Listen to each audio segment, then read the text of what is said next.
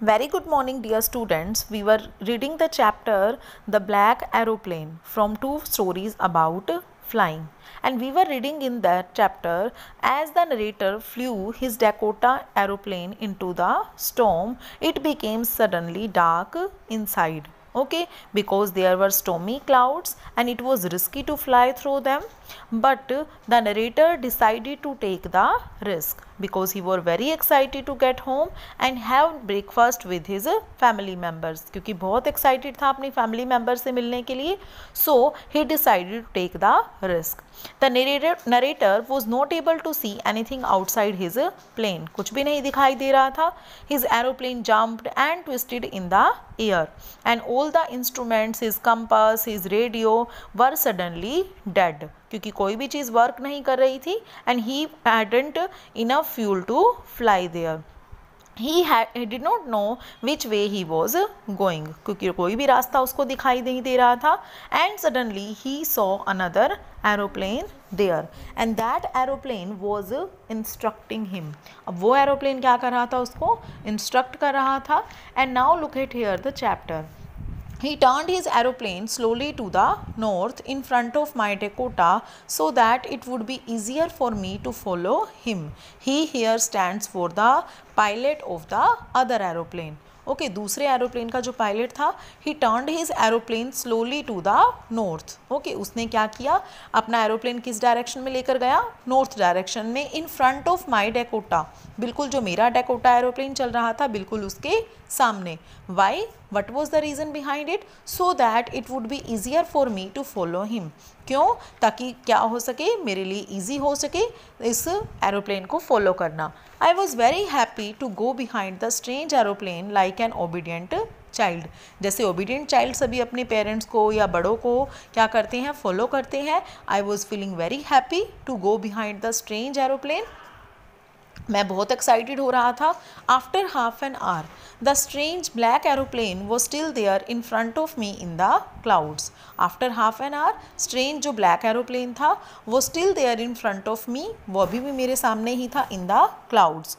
Now there was only enough fuel in the old Dakota's last tank to fly for 5 or 10 minutes more. क्योंकि enough fuel नहीं था उसके पास, और enough fuel अब क्या था, because the narrator was using the last tank. Okay, last tank of fuel he was using there, and वो अब कितना देर तक उड़ सकता था, to fly for only 5 or 10 minutes मोर. I was starting to feel frightened again. अब मैं फिर से डरना स्टार्ट हो गया.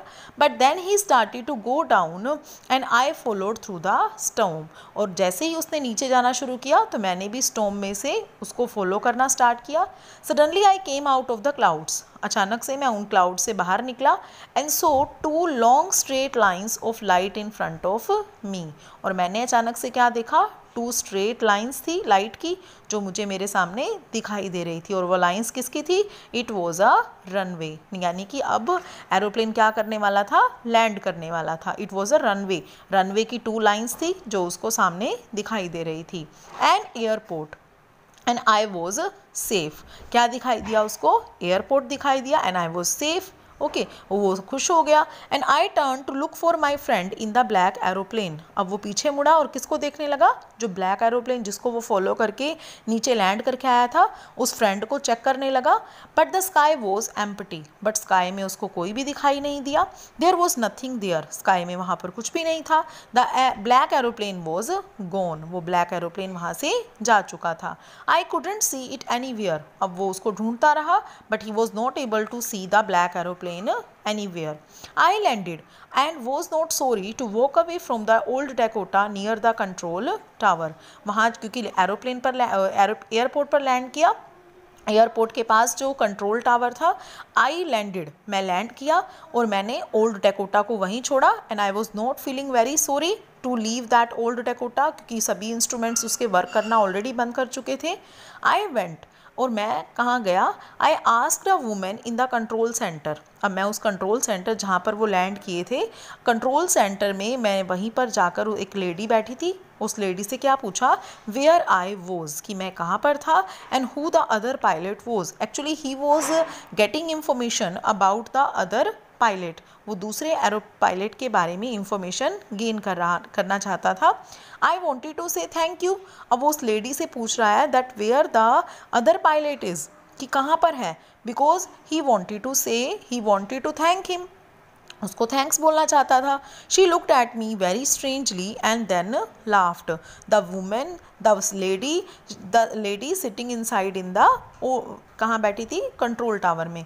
तो वो जैसे ही वहाँ पर सेंटर में बैठी थी, she looked at me very strangely, उसने मुझे स्ट्रेंजली काफ़ी वियर्ड तरीके से देखा, एंड देन स्टार्टेड लाफिंग, और अचानक से हंसना स्टार्ट कर दिया.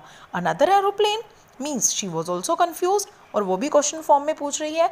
Another aeroplane up there in this storm, कह रही है कि इस स्ट्रॉम में.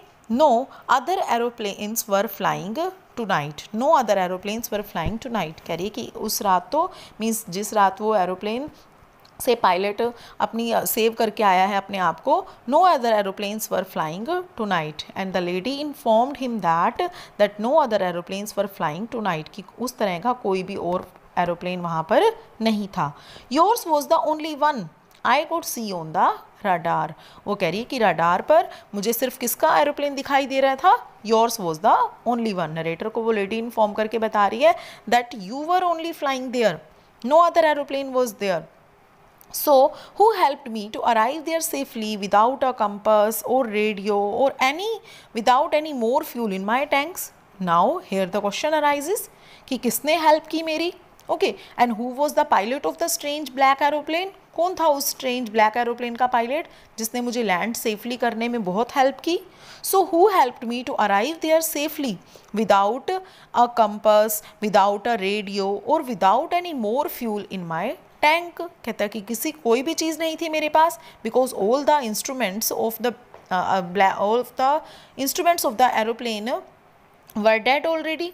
Okay, so who saved me, who was the pilot on the strange black aeroplane. कौन था उस स्ट्रेंज ब्लैक एरोप्लेन का pilot flying in the storm without lights, क्योंकि लाइट्स नहीं दिखाई दे रही थी, तो विदाउट लाइट्स कौन. यहाँ पर एक क्वेश्चन देखो लास्ट में अराइज होगा चैप्टर के.